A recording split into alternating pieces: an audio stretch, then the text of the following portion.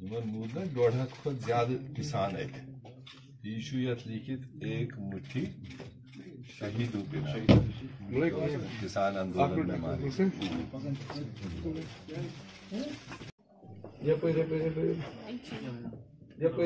एक वो भी है ना अपना वो डीडीसी वाला टंग लोगों की चुनी हुई लोगों के लिए काम करती है। उसमें जो सबसे बड़ा सेक्टर हमारा किसानों का है, अन्नदाताओं का है। तो उनकी जो डिमांड है कि जो उनके बारे में कानून पास किए वो उनके, और उसके बारे में आपको यूथ कांग्रेस प्रेसिडेंट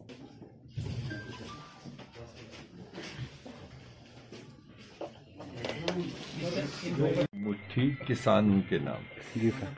जैसे आप सबको मालूम है कि देश के बेशतर किसान पिछले 65 दिनों से दिल्ली के आसपास सड़कों पर बैठे थे।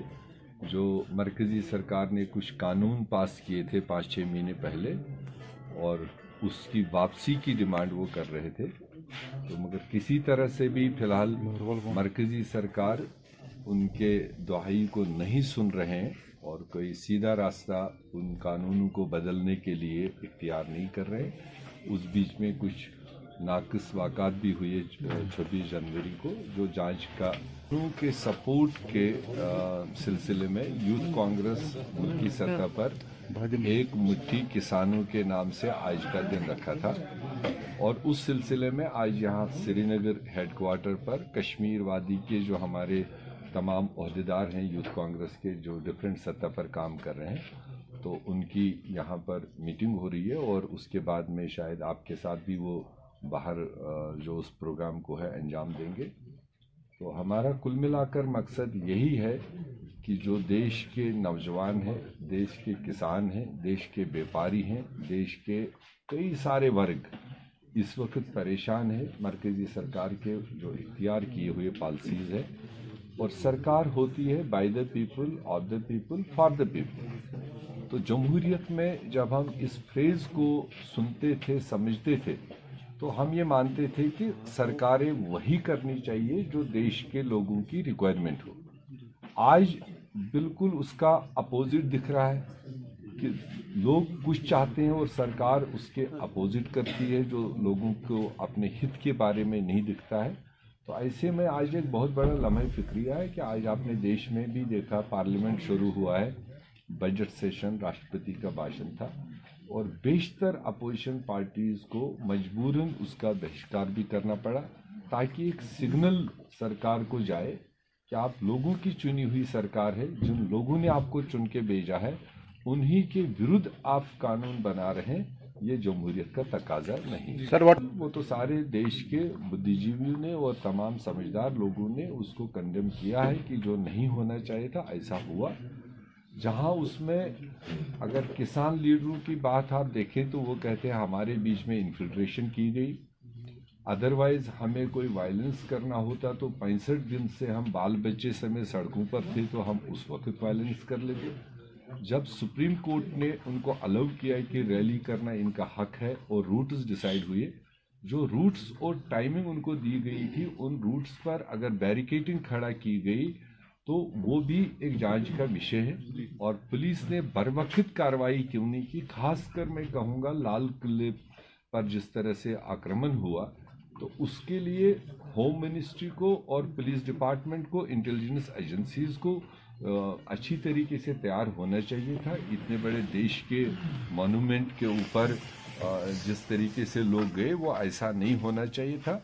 और अब भी हमें उम्मीद है कि मरकजी सरकार और जो इसको डील कर रही थी कि उसमें जो मुलव्वस लोग हैं जिन्होंने अनलॉफुल तरीके से वो एक्टिविटीज़ किए, उनको कानूनी तरीके से जो कहीं ना कहीं देखो, जब हम देखते हैं कि किसानों की जो जायज़ डिमांड्स थी वो तो सारा देश समझ रहा था, और ये भी हकीकत है कि अगर उनको वायलेंस करनी होती, सियासत करनी होती, तो उसमें सियासी पार्टियां बहुत पहले घुस गई होती।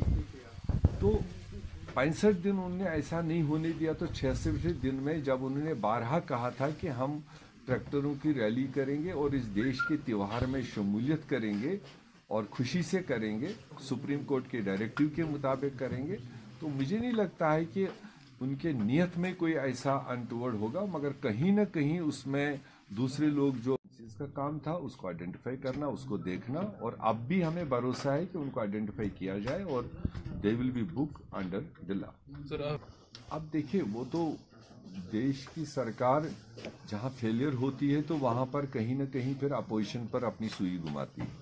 जो जिम्मेदारी सरकारों पर है वो सरकारों को देखना चाहिए। इंडिविजुअल्स इसमें मुझे नहीं लगता है इतना ज़्यादा माने रखते हैं। अगर किसी ने कोई दूसरी राय भी रखी होगी तो सरकार को पहले बुनियादी तौर पर देश के 130 करोड़ लोगों को जवाब देना चाहिए कि ऐसा अनटूवर्ड हुआ क्यों, जो उनकी जिम्मेदारी संभालने की थी। सर ये अपनी जिम्मेदारी को सर लास्ट नहीं, अभी डीडीसी चेयरपर्सन का जो रिजर्वेशन का इन्होंने मामला खुद ही कंफ्यूज कर दिया।